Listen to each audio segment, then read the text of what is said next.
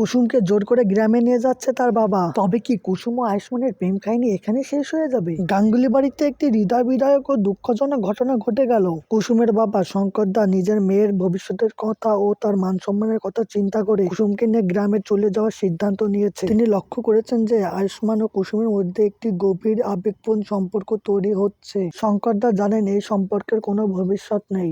যদি ইন্দ্রাণী গাঙ্গুলি এই কথাটি জানতে পারে তাহলে তাকে বাড়ি থেকে অপমান করে বের করে দেবে। এই অপমানের হাত থেকে বাঁচতে শঙ্কর দা কঠোর সিদ্ধান্ত নেন। তিনি কুসুমকে বলেন, এই শহর আমাদের জন্য নয়। কুসুম তাকে বারবার বোঝানোর চেষ্টা করলেও শঙ্কর দা কিছুই বুঝতে চায় না। সামান্য কিছু জামা কাপড় ব্যাগে ভরেই কুসুমকে নিয়ে পিছনের দরজাতে টানতে টানতে বেরিয়ে যান। কুসুম কাঁদতে কাঁদতে শেষবারের মতো আয়ুষ্মানের জানালার দিকে তাকিয়ে থাকে, যদি একবার দেখা পাওয়া যায়। যখন জানবে কুসুম আয়ুষ্মানকে ছেড়ে চলে গেছে তখন আয়ুষ্মান কি চুপ করে থাকবে, নাকি আয়ুষ্মান কি গ্রামে গিয়ে কুসুমকে ফিরিয়ে আনবে, নাকি শঙ্কর দা অন্য কারোর সাথে কুসুমের বিয়ে দিয়ে দেবে? কুসুম নাটকের সর্বশেষ আপডেট সবার আগে পাওয়ার জন্য আমাদের চ্যানেলটি অবশ্যই সাবস্ক্রাইব করে রাখুন। ধন্যবাদ।